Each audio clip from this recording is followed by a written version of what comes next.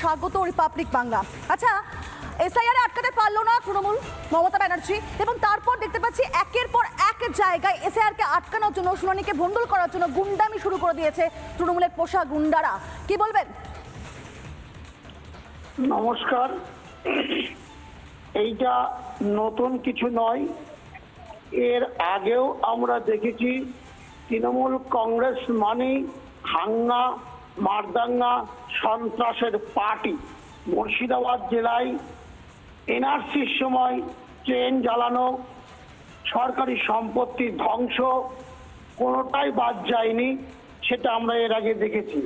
স্বাভাবিক কারণে আজকে যে ঘটনাটা, গতকাল যে ঘটনাটা ঘটেছে, এটা নিত্য নৈমিত্য তৃণমূল কংগ্রেসের কাজ। আজকে একটা বিডিও সাহেবের অফিস ভাঙচুর করছে। আমরা কলকাতার পুলিশকে দেখেছি টেবিলের তলায় তাদের লুকিয়ে থাকতে।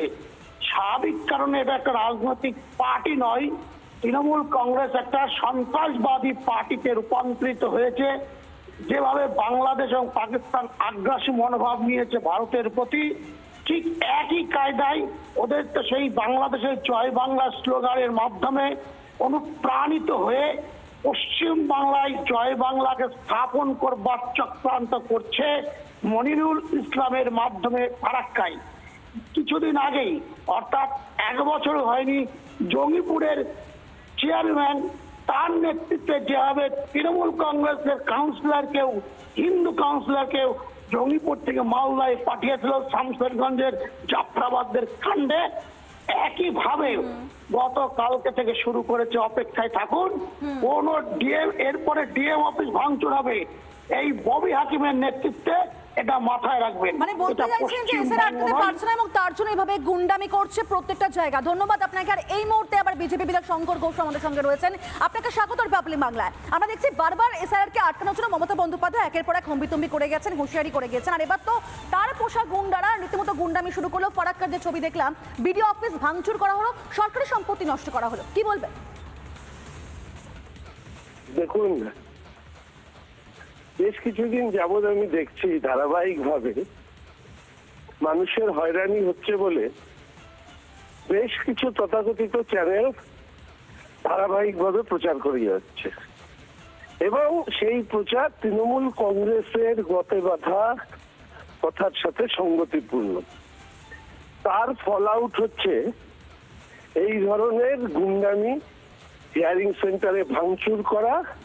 মূল লক্ষ্যটা হচ্ছে নজর ঘুরিয়ে দেওয়া। আসলে হিয়ারিং এ যারা ডাক পেয়েছেন তাদের অনেকেই ফর্মের ফিল আপ করবার ক্ষেত্রে কোথাও ত্রুটি রয়েছে। আর তার পাশাপাশি যেটা হয়েছে সেটা হচ্ছে যে প্রোজেনি ম্যাপিং এ সেখানে গুরুতর অসঙ্গতি ধরা পড়েছে। 15 বছরে বাবা হওয়া ছেলে দাদু হয়ে যাওয়া 40 বছরে, এমনকি বাবা ছেলের বয়সের পার্থক্য 7-8 বছরের। অন্যের শ্বশুরকে বাবা বানিয়ে নাম তোলবার চেষ্টা, ম্যাপিং এ নিয়ে আসা, এই অসঙ্গতিগুলো যখন বেরোতে শুরু করেছে তৃণমূল কংগ্রেস প্রভাত গুনছে।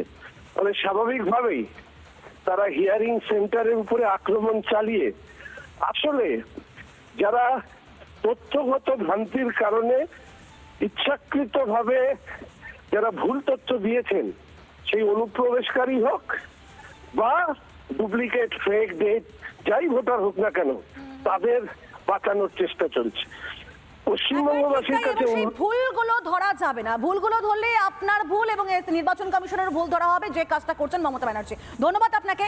তবে এখন যেগুলো করছে তৃণমূলের পোষা গুন্ডারা, এরা কি তারা এমনিতেই করছেন না, তারা কিন্তু অ্যাকচুয়ালি মমতা ব্যানার্জির পথেই হাঁটছেন। কেন বলছি? কারণ মমতা ব্যানার্জি নিজেই তো বলেছেন যে এসআইআর এ সেখানে কিছু ভুল হলে আপনার নাম বাদ গেলে অধিকারকে ছিনিয়ে আনতে হবে। কি বলেছিলেন মমতা ব্যানার্জি, শোনাই আপনাদেরকে। এসব অন্য খেলা চলছে। আমি মতুয়া ভাই বোনেদের অনুরোধ করব, নিজেদের অধিকার নিজেরা ছিনিয়ে নিন।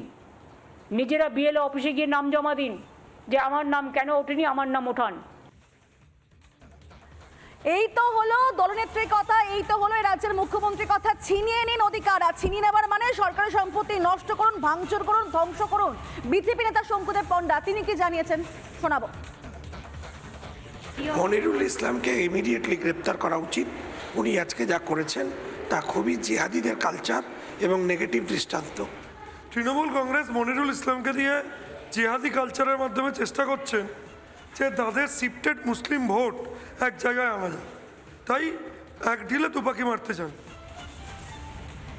মুখ্যমন্ত্রী মমতা বন্দ্যোপাধ্যায় মাঝে মধ্যে এরকম মন্তব্য করে বসেন এবং তার অনুযায়ী, তার নির্দেশ অনুযায়ী কাজ করেন তার অধীনস্থ যারা রয়েছেন তারা। মমতা ব্যানার্জি নিজেই বলেছিলেন যে এটাকে ছিনিয়ে নিয়ে আসতে হবে, অধিকার ছিনিয়ে নিয়ে আসতে হবে। তিনি আবার গত মঙ্গলবারই বললেন যে যদি রবীন্দ্রনাথ ঠাকুর আজও বেঁচে থাকতেন তবে তার নামও নাকি ভোটার তালিকা থেকে মুছে ফেলা হতো। আর তার সেই বক্তব্যের মাত্র একদিনের মধ্যে আমরা ফারাক্কায় কি দেখলাম?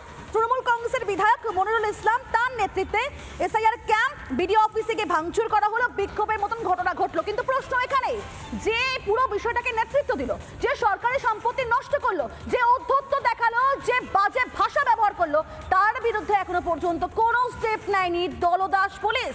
আর কবে গ্রেফতার হবে মনিরুল ইসলাম? আর কবে পুলিশ তার দায়িত্ব সঠিকভাবে পালন করবে? আর কতবার বললে, কিভাবে বললে তবে পুলিশে বুঝবে তার দায়িত্বটা কি? কেন এখনো পর্যন্ত গ্রেফতার করা হলো না মনিরুল ইসলামকে? সরকারি সম্পত্তি ভাঙচুর, কখন তাহলে মনিরুল ইসলামকে গ্রেফতার করা হবে বলুন তো? এফআইআর বিধায়কের নামই তো তুললো না দলদাস পুলিশ। আর কবে পুলিশের দায়িত্বটা বুঝে নেবে? ছবিগুলো দেখতে পাচ্ছেন কিভাবে ভাঙচুর করা হয়েছে ভিডিও অফিসে।